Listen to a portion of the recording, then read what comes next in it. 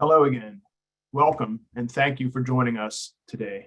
I'm Bob Continetti, Senior Associate Vice Chancellor for Academic Affairs, and I'll be your moderator for today's Faculty and Research Town Hall. The winter quarter has just begun, and once again, we have brought together a group of panelists to provide updates on the continuing evolution of our operations during the COVID-19 pandemic and to answer your questions. As we are all aware, the pandemic continues to provide new and unexpected challenges for us. These town halls play an essential role in keeping us united as a community. Some questions were submitted during registration. However, please feel free to use the Q&A window to submit additional questions for our panelists. Due to our time limitation, we will not be able to get to all of your questions, but we will log the questions as they come in and post answers on the Return to Learn website with a link pasted into the chat. Today's webinar has live closed captioning available in two ways. First, you can click on the closed caption button at the bottom of the screen and select Show Subtitles, or you can also click on the link that is now pasted into the chat. Now, with no further ado, I'd like to introduce our Chancellor, Peek-Asa, for some welcoming remarks. Chancellor Asa. Thank you, Bob Continetti. Really appreciate this opportunity to say hi to our town hall meeting. Good morning, everybody, and welcome. And let me just start by saying a Happy New Year. Before I say anything, let me just first welcome our newest member of our cabinet, Dr. Corinne Peek-Asa, who is our Vice Chancellor for Research, and she literally joined January 1. So this is her first meeting. So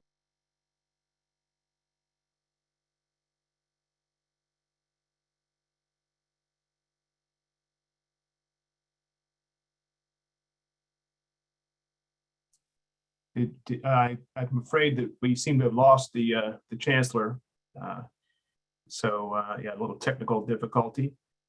I think we can come back to him, but I think we should then just move on to the next step, and that is to introduce the co-host for today's town hall, which are Executive Vice Chancellor for Academic Affairs, Elizabeth Simmons, and our new Vice Chancellor of Research, Corinne Peek-Asa, as the Chancellor just mentioned, as well as the Chair of the San Diego Division of the Academic Senate, Tara Javidi, for their welcoming remarks.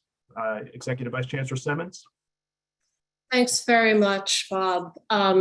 It's a pleasure to be here, and it's a great pleasure to welcome Corey as our new Vice Chancellor for Research. I really look forward to working with her over the future. It's always a pleasure to co-host these faculty and research town halls. There have been setbacks related to the Omicron variant. We had all hoped to be much more in person by this time in January. Nonetheless, we are resilient, as we have been discovering these last months. And I'm very optimistic that we will continue to evolve to uphold our focus on students, on scholarship, on public engagement, and on health. Well, one of the most important things we can do to sustain a sense of community when we are physically relatively isolated from one another, as at the present, is to do exactly what we're doing now. We can come together to examine data, to discuss issues, to learn about what's going on, and make sure that everybody in the community is informed and everybody's questions can be answered. So thank you very much for being part of this gathering today. I appreciate not only your flexibility and the compassion that you've been showing toward your fellow Tritons, but also your engagement and giving of time, as you are doing today by attending this town hall. So we'll be reviewing the latest developments in campus operations related to students, the vaccine mandate, winter quarter instruction, research continuity, of course. There will be several presentations, and then we will focus on your questions. Please also remember that we do put out a constant series of campus notices with links to information about instruction and research and other matters. And of course, the Return to Learn website always contains the latest updates. So again, thank you for being here. And Bob, let me turn it back over to you. Thank you. Thank you, ABC Simmons. I would like to recognize Vice Chancellor for Research, Corinne Peek-Asa. Thank you, and I am absolutely delighted to be here. Thank you for the warm welcomes. I, in the last couple of weeks, have just had continuous amazement at everything that's going on. And it's clearly a campus of creativity and innovation. And I think we'll see some of how that creativity and innovation has been applied to keeping our campus strong during the last 18 months of very challenging times. So representing the research enterprise, it is very clear that research has been impacted in a very severe and important way. But it's also been an avenue that has helped keep us engaged. And as I look into the future, some of the silver linings are that we have never seen more so how important academic research is going to be in solving some of our really big challenges, so many that we've paid attention to with an emerging pandemic, but things with our environment, with our health, with our communities, with our well-being.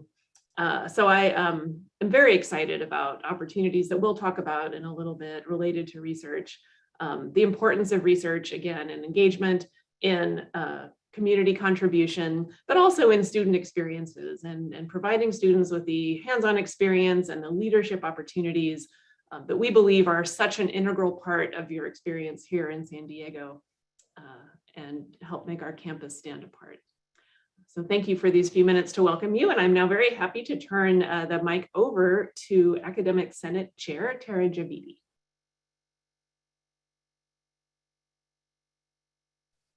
Hello, everyone.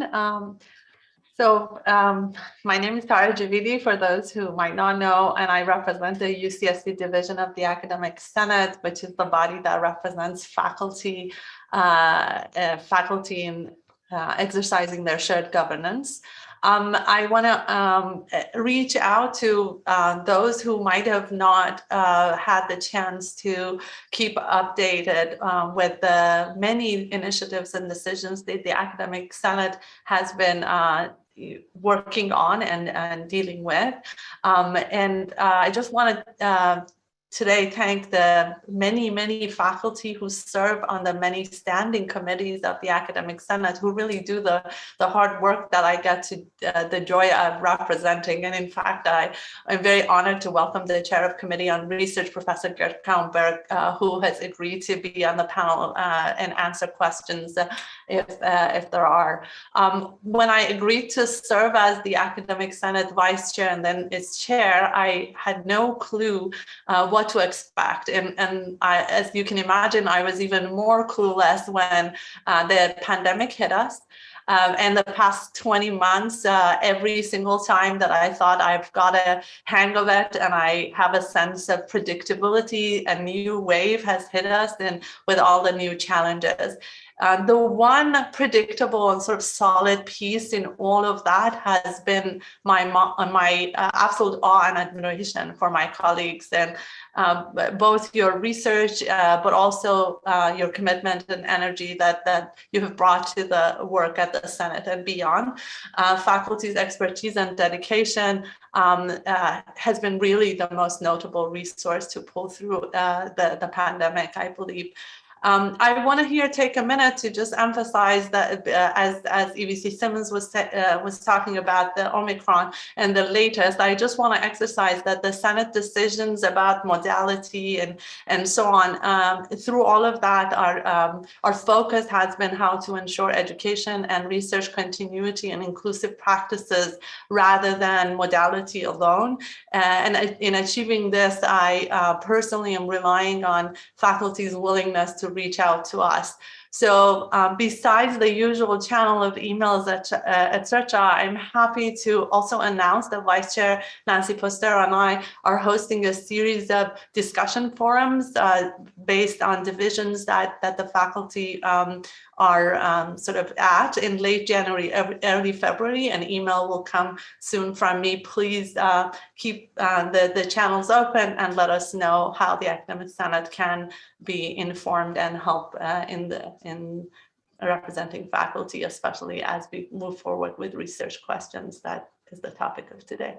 With that, back to you, Senior Vice Chancellor. Thank you, Senate Chair Javidi. We apologize for the disruption in the Chancellor's address, and we are trying to get the Chancellor reconnected. But in the meantime, we're going to move forward in our resilient fashion that we've been doing over the last period of the pandemic. So in that case, I would now like to introduce our first presenters, Professor of Medicine, Dr. Chip Schooley, Professor of Medicine, Dr. Natasha Martin, and Interim Executive Director of Student Health and Wellbeing, Dr. Angela Socha, to give us an update on the continuing evolution of the pandemic. Dr. Schooley. Thanks very much, Dr. Continetti. I'm going to try to give you a sense of where things are going. As EVC Simmons mentioned, and as all of you know, we've had a new wave of coronavirus activity over the last 6 weeks that we've had to adapt to. And I'll try to give you a sense, as will Dr. Martin in a couple of minutes, about where we think things are going to be going over the course of the next month or so. You have to be brain dead not to realize that the US and the European Union are in the midst of a major wave of this Omicron variant that was first detected in South Africa and Botswana only as recently as November 23rd, only designated as a new variant on the 27th.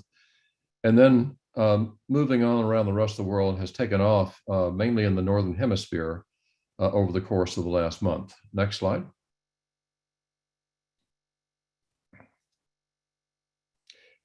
One of the things that's very interesting, though, is that as we've watched it take off in the Northern Hemisphere, it has collapsed in the Southern Hemisphere. This shows you what's happened in South Africa since its peak. In mid-December, the number of new cases is down to about 30% of what they were. And the characteristics of this particular variant have been rapid uptake and then a rapid decline as it moves quickly through the population most vulnerable. Next slide. These are data from the UK and the US showing on an expanded timescale how the UK and the brighter red picked up earlier than we did. And then over the course of the last week or 10 days, have begun to downturn. And you can see us about 2 weeks after that with perhaps some evidence of beginning to mirror that kinetic. We'll have to see over time whether or not this continues. We're a more complicated country with more different components, more rapid rise in the east, later arrival in the west. So we may not have, as a nation, as rapid a downturn, but we are beginning to see what looks like some amelioration in the cities in the east, like Boston and New York, where things were active earliest. Next. One of the things about this virus, this variant, has been that it hasn't been as clinically severe.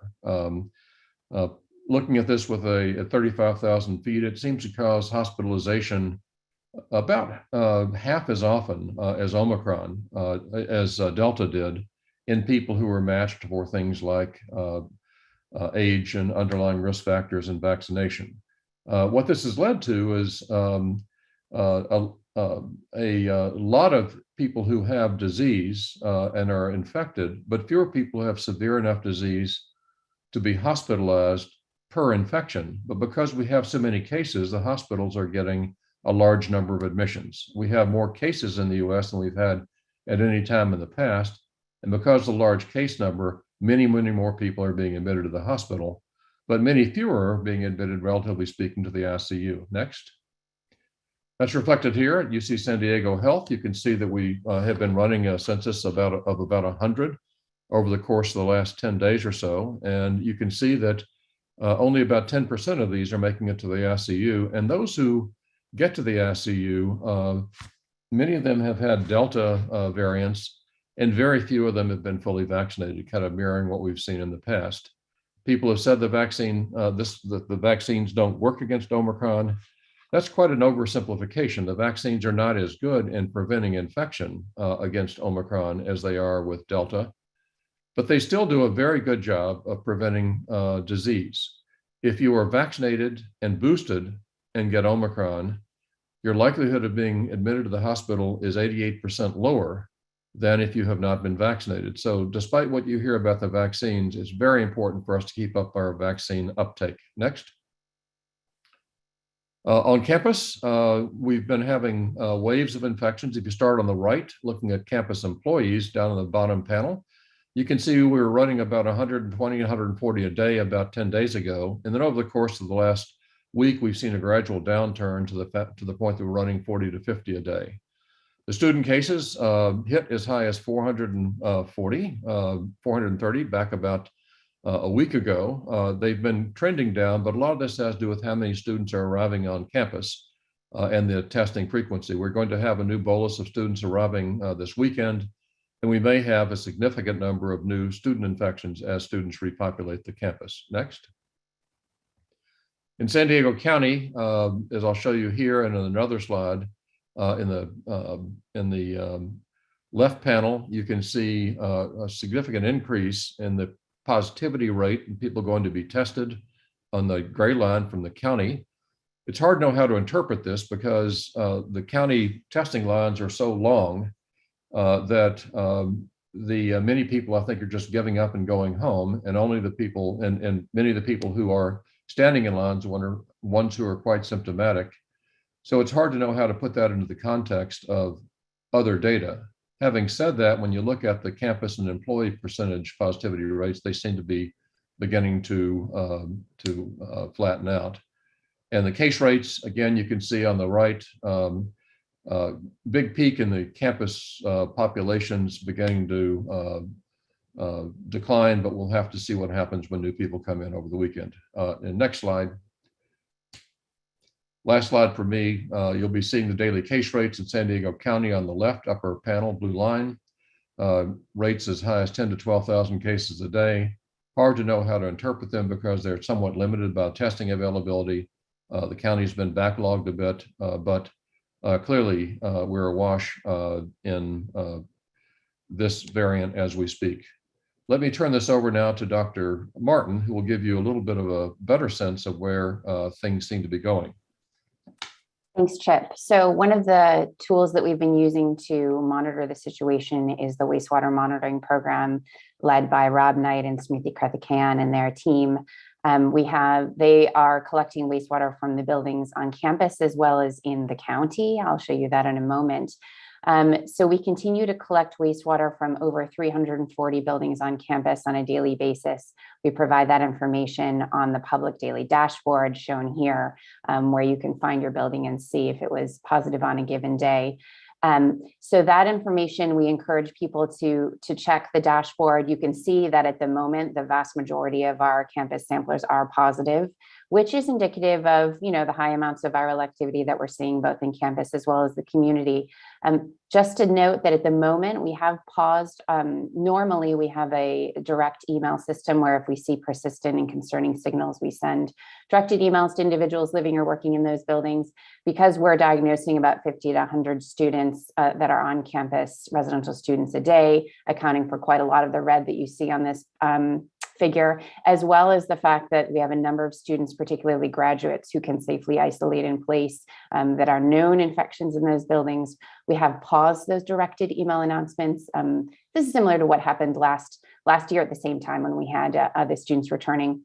And just a reminder that the returning students participate in the return testing program, and so there's already good monitoring going on there. But we just encourage people for these days, while we have a lot of activity, to continue to check the public dashboard. And if you haven't tested in the last week, and in particular, if you see a building that you're working or living in is positive, then go out and get a test.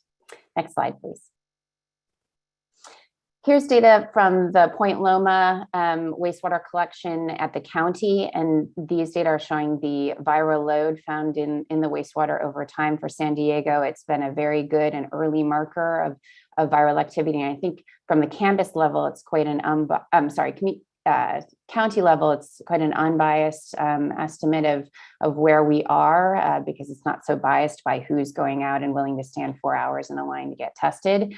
So you can see that there's been a dramatic increase in viral load in the wastewater throughout December and into January. Our most recent data indicating potentially that there may have been a little plateau. I think we need more data, but hopefully we are reaching the other end of this curve, but certainly has been increasing in recent days to levels that we have not yet seen before. Next slide, please. So what does this mean in terms of where we might be going in our hospital system? These are modeling estimates that my team has put together, looking at potential hospitalizations in the coming weeks, as well as new diagnoses. And you can see we are trending upwards in terms of hospitalization, but with the relative mild form of Omicron and the high amounts of vaccination and boosting in the community, hopefully we will not exceed hospitalizations that we saw last year. But just to say that, it has been a swift increase in the number of cases, and hopefully that will lead to a peak in the coming week and start turning around, and we'll see in the next week whether that's true. Next slide, please. And we're using these county simulations to also update our campus modeling. On the left hand here, you can see we're forecasting the number of student cases with the different returns of the student populations. You can see here that the returning bolus is shown in black of the additional students that are positive when they return. And on the right-hand side, just showing you our estimates in terms of isolation housing need. So, we part of the work we've been doing in the last couple of weeks is estimating the impact if we had our in-person instruction starting just next week. We would have anticipated, as you can see in the middle part of the left-hand slide, that we would be bringing quite a large number of students back right during the peak of the epidemic, leading to an even larger bolus than we anticipate of cases, as well as a serious need for isolation housing. But being able to delay that return and spread out the return of the students across those black return dates that you see on the left-hand side allows us to manage our isolation housing and personnel accordingly. So continue to refine these as we move forward and inform our campus operations. And with that, I'll turn it over to Dr. Sosha, who will talk a bit more about the campus operations and boosting. Thanks and good morning. We've of course had to do a lot of adjustments to keep up with everything. So this will be a review of some of our booster mandate and testing requirements. So just to remind folks on booster eligibility, this has been a recent change. If you have Pfizer or Moderna and you completed your primary series, you're now eligible to boost in 5 months after the initial series. In EPIC, if you look at your medical record under your preventive maintenance, it won't show that you're due until 6 months, but you are able to schedule at 5 months. So please take advantage of self-scheduling for boosters and continue to boost. If you had Johnson & Johnson AstraZeneca, it's 2 months. For some of our international community who had some of the killed virus vaccines, they are not very effective. So they're eligible to boost now. And we're recommending that they consider a second messenger RNA dose since they have so little benefit from the first series they underwent. Immunocompromised individuals, please speak with your provider. These are often very unique situations. 5 to 12-year-olds are now able to receive boosting at the health system sites, but not the Price Center. So for your children and friends that 5 to 12-year-olds can now be boosted or vaccinated at health system sites. And then recent COVID infections. What do? We have hundreds, actually thousands now of students and employees who in this surge have become infected. Luckily, they're doing well. But they're asking the question, what about our boosters? And we're recommending that if you are booster eligible, you actually delay boosting to 30 to 60 days after the current infection. This will allow your body, which is already getting an immune bump from the infection, to then get the best benefit of the boosting. Under the mandate, you have 90 days. And I'll speak more to that situation in the upcoming slides. Next slide. So what is the definition now of vaccinated? It's kind of changed. And so now we're using the term primary vaccine series, fully vaccinated. And fully vaccinated means you've been boosted because you were eligible and 7 days have occurred. You don't get the benefit in the first few days. So we're saying give yourself 7 days. By then you've got the benefit of the booster. Or if you're someone who had your initial primary series, you're not yet eligible, you're still considered fully vaccinated. When are you not fully vaccinated?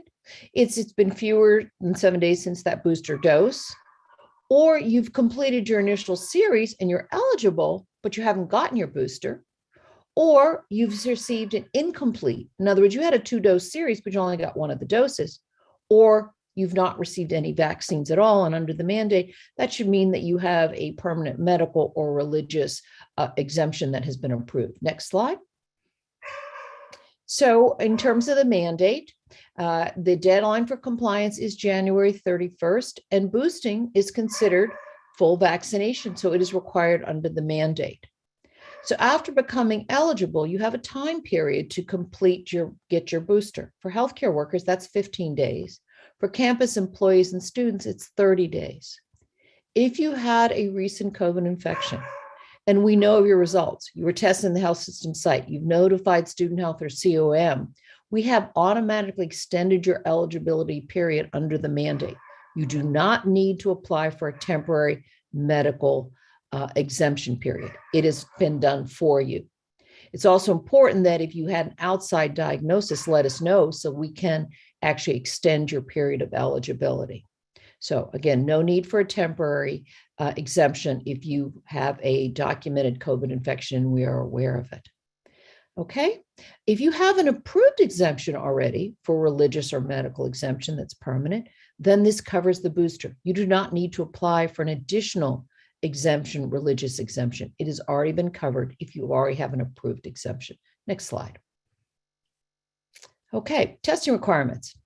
So if you're in that unvaccinated group, because you've never been vaccinated, you have an exemption, you're vaccinated and eligible but not been boosted, or you're boosted less than 7 days ago, twice weekly testing is required.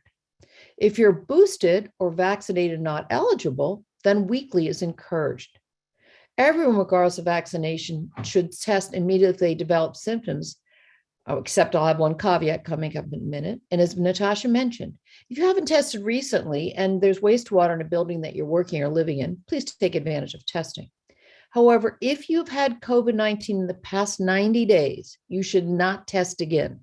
There is no advantage and you are exempt from testing requirements.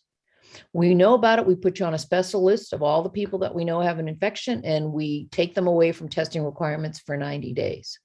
If you should get new symptoms, it is very rare to get a new COVID infection within the 90 days, but speak to a provider. And if they say test, then go ahead. The one exception is the use of rapid antigen tests for isolation management. That is the one time after you've gotten a positive diagnosis, we will encourage a test, and I'll speak to how to use those for isolation in the upcoming slide. Next slide. Okay, isolation, got some changes. CDC went to after 5 days and no symptoms, fever gone, that you could leave isolation spaces, but you need to mask for 10 days. California Department of Public Health has taken a stronger position, which there's some good science for it, because some people seem to still be infectious there, that they're recommending, again, no fever, symptoms are gone or resolving, and you need a negative rapid antigen test. We're using rapid antigen tests rather than PCRs, because once an infection is well established, by day 5, the rapid antigen test works very, very well. And that you still need to mask for 10 days. So another piece about the rapid antigen tests are, in the early part of an infection, they are not as reliable as PCR. So that's why we're not recommending you go to rapid antigen tests as a surveillance test. Some of you may have read or seen that people are saying if your first test is negative, repeat it in a few days. That's because the rapid antigen test is less sensitive and doesn't pick up early infection. And it's not our recommended surveillance test at all. And you shouldn't get a false assurance that rapid antigen means you're fine. You could be in the early stage of an infection. Next slide. So quarantine. Now, quarantine, this is where you've been exposed. If you've been boosted and you're vaccinated but not eligible, so you're fully vaccinated, you test upon notification in day 5 after exposure. You are allowed to move around campus, but you need to be masked around all others at all times for 10 days. If you're unvaccinated, which could be you've never been vaccinated, or you're booster eligible and not boosted, or you just got your booster less than 7 days ago, you need to stay at home. You need to mask around others, and we recommend you test on day 5, notification in day 5. If the day 5 test is negative, and right now there is no clarification, it could be rapid antigen or PCR, and you have no symptoms, you can end the quarantine, but you still, again, need to be masked for 10 days, and you, in fact, could come to work masked. Next slide. So how have we tried to help manage the situation with the students, many returning after break? First of all, we're encouraging the undergraduates who have been away from campus during break. We know many of our graduates actually have stayed on campus, to delay their return until later in the month. We're providing housing credits for those with delayed returns.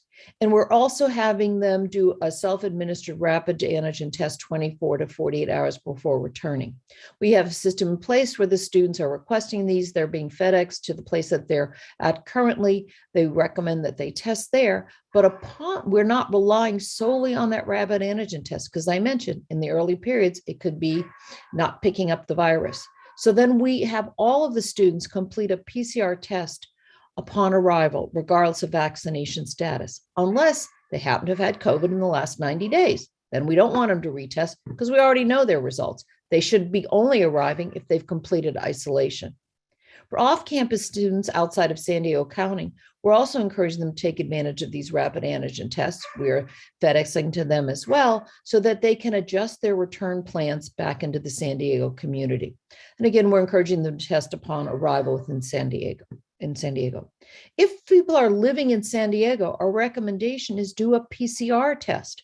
That is a better test. You have easy access to it. It is free at the drive-up sites, at the vending machines. Vending machines are working great. We did have a little supply chain disruption. So we had kits that were in the clamshells being handed out by the THAs in the residential areas, but we're back on track. If you've never had one of our tests out of the vending machine, we encourage you to have your first test at a health system drive-up or the Price Center. You can try the vending machines, but every once in a while, it doesn't quite work. So that's a safety valve. What is important about using the vending machine process? If you are using the vending machines on campus rather than health system, you need your campus ID, you need the app, and you need to pick up the barcode. It is critical that we see that the barcode is scanned effectively. That is how your sample is identified. We're seeing an uptick in samples that are unidentifiable. So the barcode probably wasn't captured. So please make sure you've got the barcode. If you don't have a result in 36 hours, please retest. Generally, results are coming back quickly. And you should do not expect, there's not consistently been text messages, MyChart messages, when the results are being resulted. They're being resulted throughout the day and night. So just every 12 hours, I suggest you check your MyChart. You may find a result has arrived already. If you don't see it again, go ahead and retest. For health care employees, they are using vending machines at the health system sites using their health ID. The machines take one or the other. They don't take both. Sorry about that. That's a little technology glitch. So I'll try and answer more questions in the Q&A session as well as afterwards, and I'll be monitoring things as we go. Thank you. Thank you, Drs. Schooley, Martin, and Sosha. I just comment, we're so fortunate as a community to have such detailed information on the state and management of the pandemic, and we really appreciate that. Next, we are going to hear about the isolation housing process from Executive Director of Housing, Dining, and Hospitality Services, Dr. Himlata Javeri. Dr. Javeri? Thank you, Dr. Continetti. So as Dr. Sosha just shared, we are encouraging undergraduate students to return in a staggered manner. Rapid tests are being offered in mail in advance of their arrival. And what is being asked is that if a student tests positive, they are refraining from travel until their isolation period has ended, which has also been affirmed by CDC. If a student has done the rapid test and are good to arrive on campus, we're asking that they check in at any of the residential vending sites at their residential college. And there is a Triton Health Ambassador, or known as THA, to check them in, but also making sure they're completing the PCR testing on arrival. The check-in process is important because it is tied to the housing credit, like Dr. Sosha talked about. So we know when they're coming and they're testing as soon as they arrive on campus, which will allow us to isolate any asymptomatic positive students very quickly. As of today, we have 490 isolation rooms contracted for with 4 local hotels. And again, just a reminder, these are rooms and not beds. So our bed count is greater than 500. Graduate housing has always remained open throughout the year without any operational changes. So no changes there. Our graduate students have access to isolation housing as well. especially if they're sharing their apartment with other students who may not be family members. Housing and dining, so the dining piece of it is currently operating in a to-go model for the safety of our staff and our students. Next slide, please. So just again, a few more details about isolation housing. Students who do live on campus, and if they receive a positive COVID test, we are moving them to isolation housing, and they do have to be released by Student Health Services. Students, again, who live alone or with family members, for example, graduate housing, they can isolate in place while staying in connection with Student Health. Students are not being charged for isolation housing. When students check in at one of the 4 hotels, they're receiving the rapid antigen test as part of their welcome kit. So they have the kit ready to go on day 5. Students can order their meals through housing or through any of the third-party food delivery vendors, and they drop the food off outside the door, so there is no contact with the student. After day 5, if students have a negative rapid antigen test, again, like Dr. Sosha talked about, and no symptoms, then they would work with Student Health Services to assess the release from isolation housing. Of course, students have to agree that while they're leaving isolation housing, they will still remain masked when around others through day 10. So with that, again, I will monitor questions and happy to answer those in Q&A. And back to you, Dr. Continetti. Thank you, Dr. Javeri. Next, we're going to hear about the recent winter instruction updates from Associate Vice Chancellor for Educational Innovation, Carlos Jensen. Thank you, Dr. Continetti. This is just going to be a brief update, reinforcing the messaging that went out last week. As Senate Chair shared, there's a limited term exception granted for distance education. Remote instruction is mandatory up until January 31st. After that, instructors may choose to teach remotely or hybrid, or go back to in-person for the duration of winter quarter. There's no formal approval required to do any of those choices, but we ask that instructors notify and work with their department to make sure that we know as much as possible what the mode of instruction is going to be after the 30th. We will update the catalog and web reg through January 21st. After that, we need to continue with spring and summer planning. Instructors, as always, best practice, talk to your students, make sure that they're informed about what you're doing and what the expectations are in terms of in-person, remote participation, synchronous, asynchronous, those kinds of things. Good communication is quite often the easiest way to resolve any conflict before it even starts. For everyone's safety, it's really important that faculty think about accommodations for students who test positive, who become ill during the course of this term. That's different from a requirement to teach hybrid, but we don't want to create situations where students feel compelled to skirt the rules or to show up even though they're exhibiting symptoms. So a great example of that is high stress situations like a final exam. That's all or nothing. If you put a student in a situation where if they don't show up for the exam, there's no way to make up for it, are they really going to be honest in all cases about whether they're feeling well or not? The call for spring modality change requests will be distributed shortly. We are waiting for Senate to finalize the review process. As soon as that is done, that call will go out and we'll start planning the remote versus in-person for spring. We are expecting to be on the downslope or hopefully back to a sustainable level. And when we get to doing that, DCC accommodation letters from the past year, so fall 21 and onward, will be honored. So if you have a letter from DCC before, you can submit that with your request. There's no need to go and get a new letter from DCC stating that you have a medical exemption, et cetera. And with that, Bob, I'll turn it back to you. Thank you, Dr. Jensen. Next, we're going to hear from Vice Chancellor for Student Affairs, Allison Satterland, who will provide some updates on the student experience in the winter quarter. Vice Chancellor Satterland.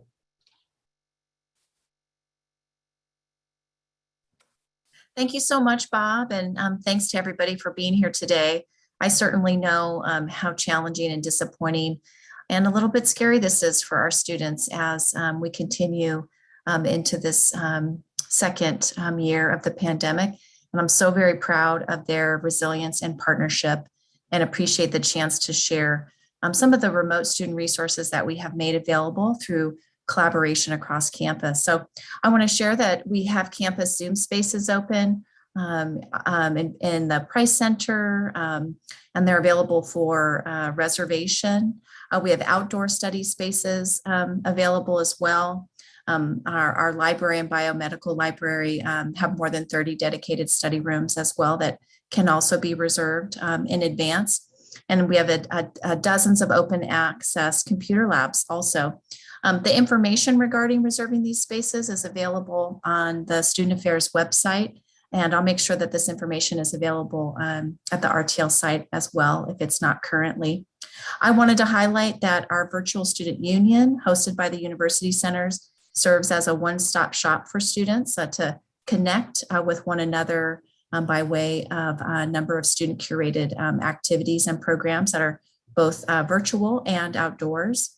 Our student retention and success team has a number of remote on Zoom available resources by way of the Chancellor's Associate Scholars Program, the OASIS one-on-one mentoring and CASP services and tutorial services are offered remotely, as are a number of academic support workshops.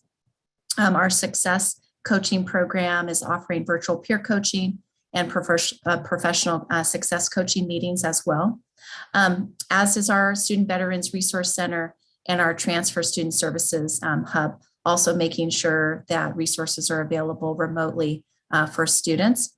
And the Undergraduate Research Hub has individual appointments and drop-ins available remotely during this period of time, as well as information sessions, workshops, and presentations on how students can continue to engage in research during this time. And of course, our undocumented student services program continues to make consultations available by phone and by Zoom.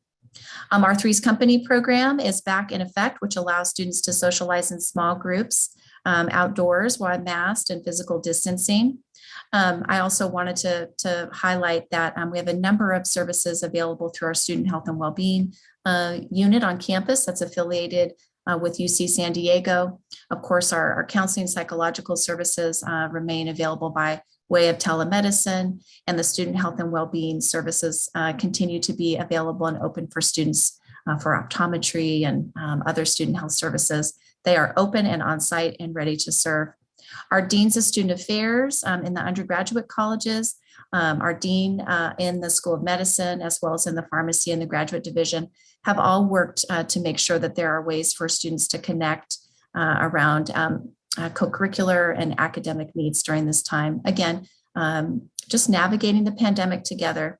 Student organizations, as well as recreation, have also put together a number of virtual opportunities to stay healthy and stay in community. So I encourage you to visit the Center for Student Involvement website, as well as Recreation's website. The playground that Recreation hosts has remote and in-person opportunities on the track and field near College Field outdoor areas for students to stay healthy and outdoors with a yoga instructor or another leader from Recreation to guide you. So I also wanted to just highlight the Triton Tools and Tidbits podcast. Over the last couple of years, has been highlighting campus resources and reminders to stay resilient and stay connected. And then finally, I wanted to offer our technology lending program, or our tech lending program that's a part of our basic needs hub.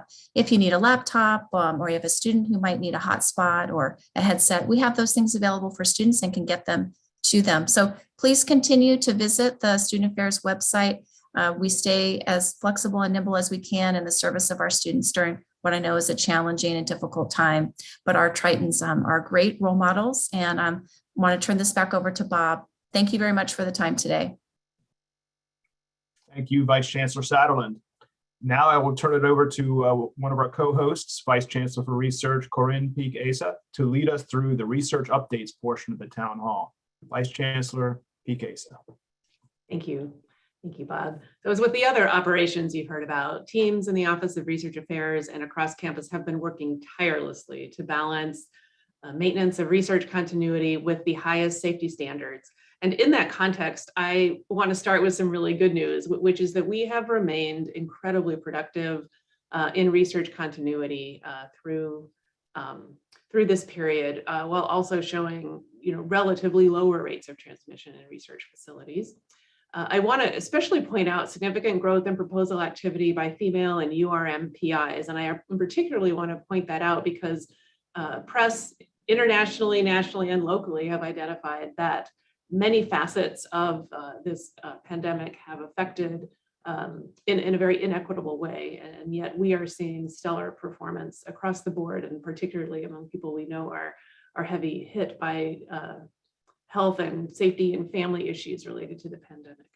And we've also seen general not only maintaining this status, but growth in awards. So I'm just very proud to be part of a campus that is so conscientious in how research moves forward. And with that, I'm happy to introduce our Senior Associate Vice Chancellor for Research, Miroslav Kristic, who will talk about research continuity. Miroslav? Thank you, VC Peek-Asa. So first, a brief update on the guidance regarding research on site.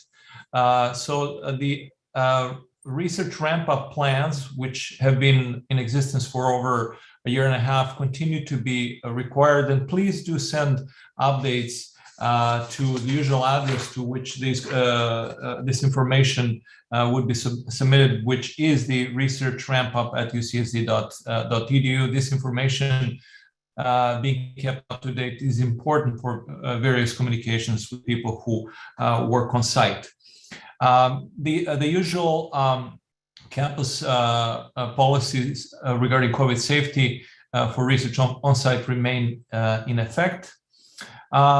It is important to stress that while the instruction is being held remotely, the students may work in research facilities, but should not be required or pressured or coerced through various expectations to work on site if they're not comfortable with that. So the PIs, the faculty, are being asked to exercise flexibility regarding that. And I would like to commend the Graduate Student Association for being a strong advocate for a considerate treatment of student researchers. Next slide, please. In order to maximize safety without reducing the research productivity, we should continue with remote work whenever possible and use staggered schedules for those who are on site. There are situations where in bench science, the proximity below 6 feet is unavoidable, but please keep those periods of relatively close contact to a minimum. Please note how ill-fitting non-N95 masks are relatively poorly protective of transmission. So do double mask if you don't have a KN95 or an actual N95 mask. Next slide, please. So the stricter enforcement of the broadly advertised 14.5.2 rule for the submission of proposals is going into effect, and we cannot guarantee that proposals which are not routed by the deadline will be submitted to the agency. Just as a reminder, the number 14 stands for the number of days for the grant administrator to create a file in quality research to initiate a proposal. 5 business days before the sponsor deadline, the PI should complete the research questionnaire and certification. And 2 business days before submission, the PI must submit the final proposal, the final draft of the completed package through the research administrator to quality research. Finally, this last bullet is very important, and it actually goes beyond what is stated here in the text. So NIH has introduced a revised biosketch, which is very important to follow, related to various rules regarding the conflict of interest, conflict of commitment, and the abilities to properly allocate funding. You see 3 links listed here. It is the one in the second line from the bottom that I strongly recommend. It's an hour-long movie where staff from the from our Office of Research Compliance and Integrity explains in detail the nuances regarding those biosketches and interpretations about various things that may be ambiguous. I would like to, for the end, mention that various rules are going to be instated soon across all of the federal funding agencies. And among the things that these rules will require is that both at the time of submission as well as at the times of the annual reports and final reports, things that have not been required before will be required, such as the statement regarding the travel paid by external entities for research where there is time commitment, or in-kind contributions from external entities where there's a time commitment. And even, and this is important because so many faculty, this is a part of the research practice of so many faculty. Externally supported postdocs, students, and visiting scholars with a time commitment should be disclosed in these reports. Thank you, and back over to you, VC Peek-Asa. Thank you very much, VC Krstić. And we're ending with another final piece of good news to pay attention to with some funding opportunities, which will be presented by our Executive Director of Government Research and Relations, Natalie Alpert. Natalie? Hey, thank you very much. I'm Natalie Alpert, the Executive Director for Federal Government Relations at UC San Diego. And in this position, I work to advance the university's mission and values at the federal level. So that means advocating for increased investment in research and federal and education, promoting UC San Diego's contributions to healthcare and innovation, and serving as a resource both to policymakers in Washington, but also to our faculty, students, and staff on campus. So if you have any questions, please feel free to reach out to me, because I'm here to help with those. So it's an exciting time to be advocating for science in Washington, as the Biden administration and Congress have proposed some major investments in federal research funding over the last year. Unfortunately, the political gridlock in DC is a real thing and has slowed down progress on both the annual appropriations for federal research agencies, as well as the president's Build Back Better plan, which includes billions of dollars in research investments. That said, we remain optimistic that there is the political will to make a significant investment in science this year. So I just want to briefly mention 2 new federal proposals that faculty at UC San Diego should be well positioned to compete for, should they be funded. One is ARPA-H, and the other is the new NSF Technology Innovation and Partnership Directorate. So ARPA-H would be based on the DARPA high-risk, high-reward model with a goal of fostering faster development of treatments, diagnostics, and cures to improve health. The idea is for ARPA-H to be to fund use-driven research to solve practical problems as opposed to the traditional NIH-funded curiosity-driven research. So it's a slightly different model. Another opportunity on the horizon is the NSF TIP Directorate, which is expected to enhance use-inspired, challenge-driven translational research that addresses major scientific and technological goals while also ensuring broad societal benefits.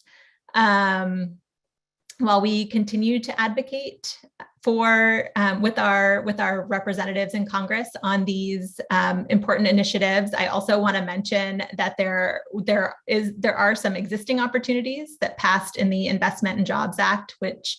the Infrastructure Investment and Jobs Act, which passed in November. And those opportunities are around transportation research, energy infrastructure initiatives, and climate resilience. So, please reach out to the federal government relations team if you're interested in learning more about these potential or existing opportunities. Thank you very much, and I'll turn it back over to you. Well, thank you, Executive Director Alpert, and thank you to all of our presenters today. Now it is time to turn to the question and answer segment of this town hall. At this time, I would like to invite all of our panelists to turn on their videos. During registration, attendees had an opportunity to submit questions for the panelists to answer. We have selected some of the most popular questions for the panel today. If you have a question now, please use the Q&A window, as people have been doing, to submit additional questions during this session, and our panelists will do their best to provide answers. However, due to time limitations, we may not be able to get to all of your questions, but we will do our best to post answers in the FAQ at returntolearn.ucsd.edu. So moving on to the first question. The first question is for EVC Simmons, and the question is, are there resources available to assist faculty severely impacted by the pandemic to regain research and scholarly success? Thanks very much for the question, Bob. My first and foremost advice to faculty and researchers in that situation is to talk to their department chair, their dean, or the leader of the ORU that they're affiliated with, because individual circumstances can vary so greatly from discipline to discipline and so on. So first go there. Other things that people should be aware of are the way that we have, in my office, repurposed the traditional faculty travel grants so that they can be used in slightly more flexible ways during the pandemic when travel itself is hard. There are research grants that the Academic Senate traditionally makes available, and one can find out about those on the Senate website. There is, I believe, a limited amount of bridge funding available through the Office of the Vice Chancellor for Equity, Diversity, and Inclusion. And I know that that office has been able to help out in some, cases of some severe impact. The Office for Research Affairs, of course, has a lot of resources related to submitting research grants, including the new federal opportunities that were just mentioned in the presentation we saw a few minutes ago. So those are all, most of the things I've mentioned are towards pursuing additional funding to restart. I would also mention that in preparing one's academic file, one should avail oneself of the opportunity to submit a COVID impact statement to make sure that everybody who reviews your file is aware of what happened in terms of the impact of the pandemic on your scholarly program and how you're trying to restart it, because we do take that very seriously in reviewing files. Those are a few examples. I hope that might be helpful. Thank you, EVC Simmons. The next question is for Dean Antony. What resources or supports are available to graduate students impacted by the pandemic to ensure their research and scholarly success without impacting time to degree? Thanks for the question. So I want to remind everybody that extensions of various timeline policies have been instituted in the past, and we're going to continue offering those extensions and reviewing what else might be possible in the future. We also continue to generously read any petitions that come to the graduate division from either departments or students so that we can aid anybody who needs policy dispensations. Of course, let me remind you that emergency funding has been generously distributed throughout this pandemic and remains available. We send out messages regularly to students about the availability of such emergency funds. And then lastly, I want to let everybody know that a note will be going out soon from a bunch of us, just reminding us as faculty and PIs about our obligations to support students during this pandemic and to not require them to be in person during this remote period. So really, I just want to say it's all up to us as faculty, as PIs, to support our students and to be as generous as possible during this time of need. Thanks, Bob. Thank you, Dean Anthony. The next question is for Senior Associate Vice Chancellor Kirstich.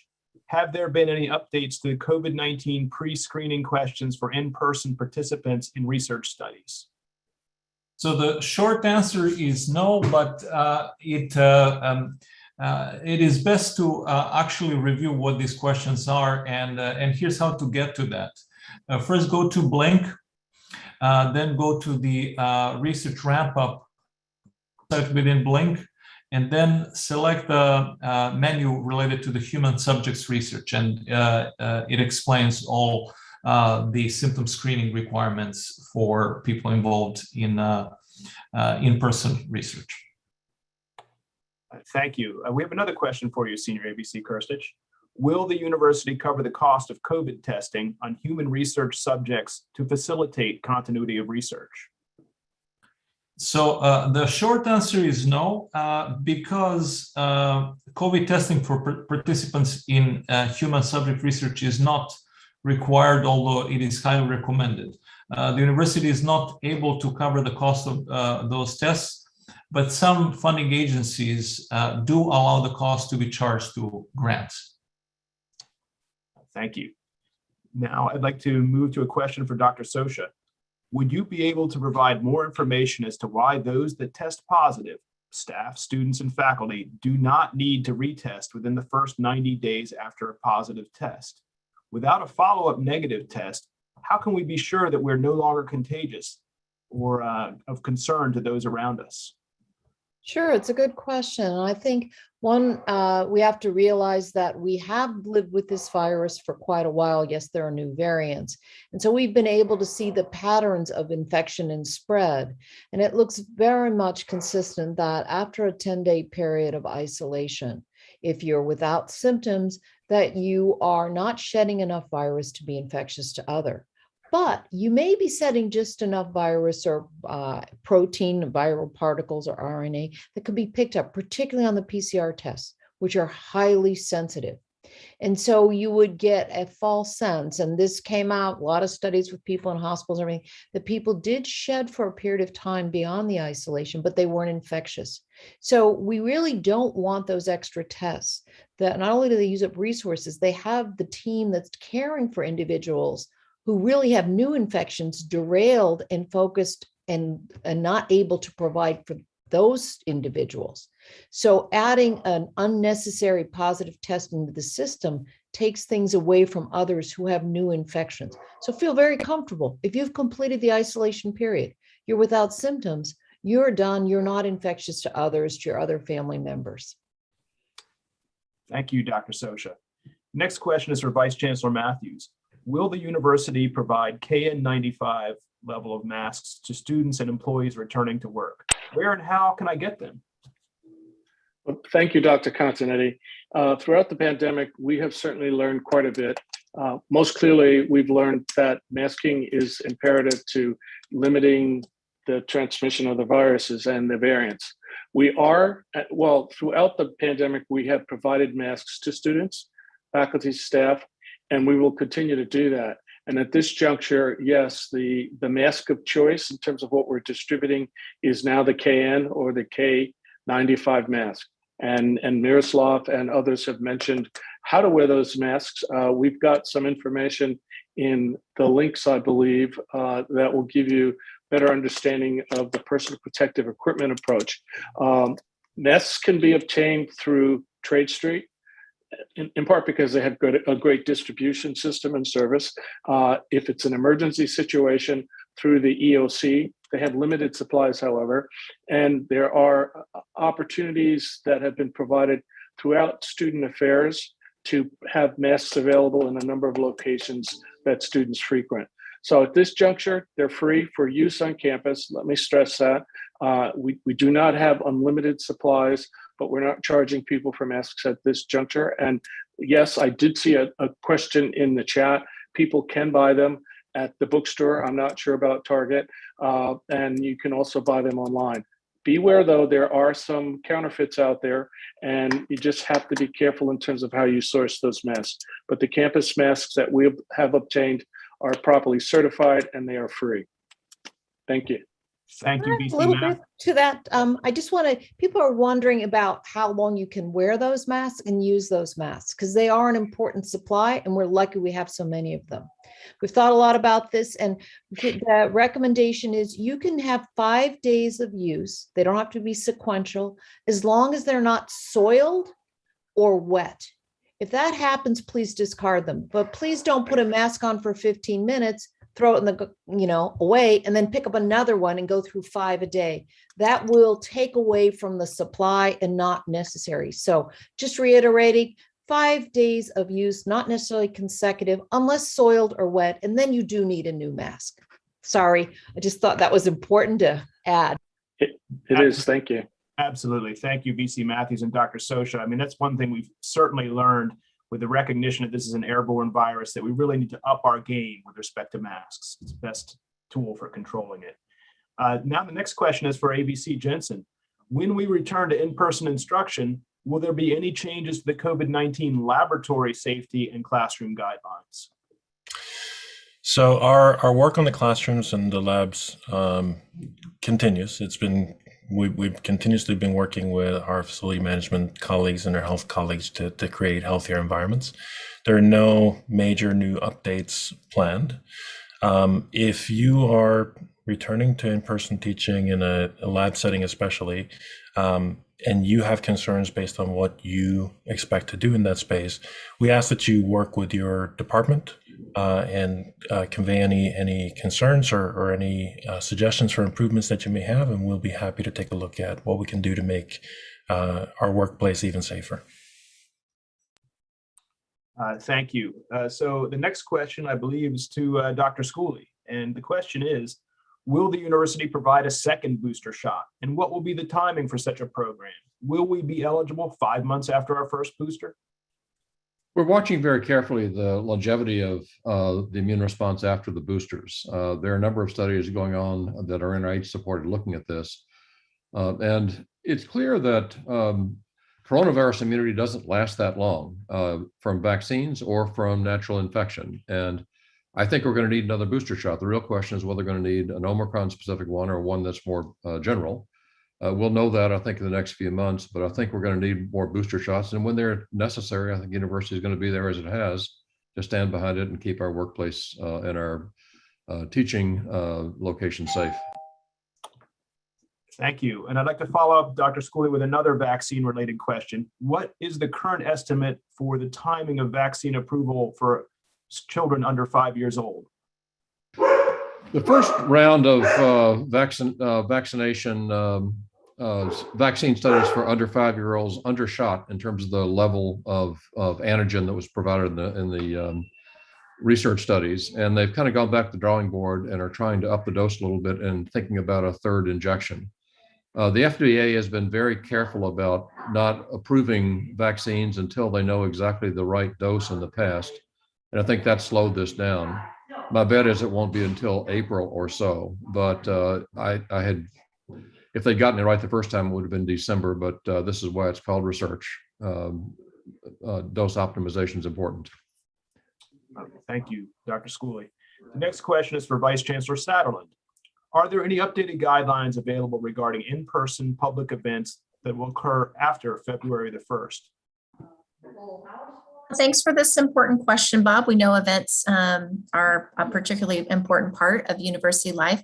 At this point, we do not have any new guidelines. We remain optimistic that the pre-surge guidelines are the one that we will deploy as we come into February. Thank you. It may be. Thank you. Then Dr. Schooley, I'm going to come back to you for another question if possible. And the question pertains to whether or not the campus health system has begun to see cases of simultaneous infection with the flu virus and with coronavirus, so-called flurona, and if this is a cause for concern. And if Dr. Schooley is not available, I don't know, Dr. Sosha, could you? Oh, right. There he is. Did you hear that question, Chip? No. Okay, Dr. Sosha, can you address that? Yeah, there are at least a year and a half, and reported right after the first wave of coronavirus. But there's nothing really special about it, and it doesn't happen often. Masking against both, so it's something that we see more in the newspapers than in the hospital. Thank you, Dr. Schooley. The next question is for you, Dr. Sosha. Is UC San Diego Health scheduling booster appointments for 12 to 15-year-olds? Yes, UC San Diego Health is able to do boosters for the 5 to 12-year-old group. It's not at the Price Center, though. So you should be able to book an appointment at the other health system sites, including the drive-ups. Thank you, Dr. Sosha. And then I wanted to go back to you, Dr. Schooley. Will antibodies from prior COVID-19 infection eventually negate the need for future boosters as the virus mutates and weakens? Is herd immunity possible for this virus? You know, we've had coronaviruses present in the human population for at least 800 years. There are a couple that come back and infect us every 2 or 3 years. And when they come back, they cause about a third of the cases that seem like influenza to healthcare providers when you come in to see them, but test negative on influenza tests. And we generally buy a box of Kleenex and do all right. Will this virus head in that direction? The Omicron variant is hopeful, but it's only one, it's the first variant that has looked more benign than the past one, so we'll have to watch carefully. Even with the circulating coronaviruses, the ones that are called endemic coronaviruses, older people get in trouble with them and end up in the hospital and some die. So I think it'll be a while before we get there. And in the meantime, we need to follow the morbidity in the population, stay up on vaccination, and try to head off these kinds of waves that we've been having to deal with every 4 or 5 months. Thank you, Dr. Schooley. The next question is for Dr. Sosha. Why can't staff or faculty use the vending machine kits for their first COVID test? They can most of the time, but every once in a while we seem to have folks through the system, and we can't quite explain it. We haven't figured it out. So we've said on the safe side, try the other, because then we know for sure there's an order in the Epic system. Any future tests are going to connect to you and be routed through the whole process. We have tried to make it as a first step, and it works most of the time, but not so consistently that if you can do it the other way, we're a little more assured that every subsequent test will be picked up and worked through the system seamlessly. Thank you, Dr. Sosha. Now, given the state of the pandemic, it's no surprise there are a lot of questions about vaccines and our response to the pandemic. So I'm coming back to you again, Dr. Sosha, and I know you covered this in your presentation, but can you review why is the campus following the 5-day guidelines from the CDC for isolation and quarantine? And what will be the masking requirements associated with returning to campus after a positive diagnosis in days 6 through 10? So let's see, exposure and actual infection. Let's take it into 2 pieces. So you've got a diagnosis. When can you come back to campus? And for that, this is where California has something a little more than the CDC, which is a requirement for a negative rapid antigen test to leave isolation. But they're both consistent that you stay masked for 10 days. CDC isn't asking for that antigen test. California is. We're in the California, and we think that makes a lot of sense because some of the folks are still shedding a fair amount of virus, particularly those that are symptomatic day 5, 6, and 7. So if you have a positive rapid antigen test, on day 5 or 6. Stay in isolation. Don't keep testing, waiting that you're going to get another negative. You basically got it, finish the 10 days, stay where you are. So that's the isolation piece.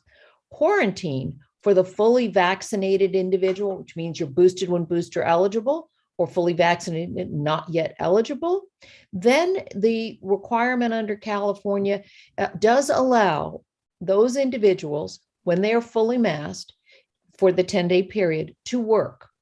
You need to test when you're notified of an exposure and on day 5. That's very high likely. If you have converted, we'll find out about it. If you're in the community that is more vulnerable to the infection, the unvaccinated, booster eligible, and not boosted, then you need to actually stay at home for the 5-day period, quarantine, right? Not come to work.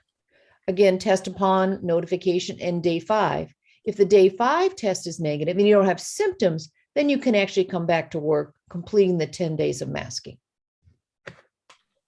Well, thank you, Dr. Sosha, so much. And at this point, I think we're going to conclude the question and answer period for today's town hall. I want to thank everyone for the questions. I noted there was a lot of activity in the Q&A window, and we're going to be addressing that in the Return to Learn website. So I would like to thank the presenters and guests today for sharing their time and information. As I said before, we're really fortunate to have such detailed, up-to-date information on the state and response to the pandemic that we're dealing with. And I thank you, the attendees, the faculty and researchers of UC San Diego, for coming today, joining us, and working together as a community to help bring us through these unprecedented times. We had more than 400 attendees today, and as I mentioned in the beginning, these town halls are an important part of how we stay united as a community. To help improve them, please complete the post-event survey that you'll be sent shortly to help us continue to refine our communications methods during this challenging period. The next Return to Learn Town Hall for staff will be on Wednesday, January the 26th. Future faculty and research town halls are being planned, and you can visit the Return to Learn website to register, and the link is put into the chat. So at this point, this concludes the Return to Learn Faculty and Research Town Hall. I want to thank you all again. I hope that you take care, you stay safe during this time, and I look forward to seeing you all on campus in person again soon. Thank you.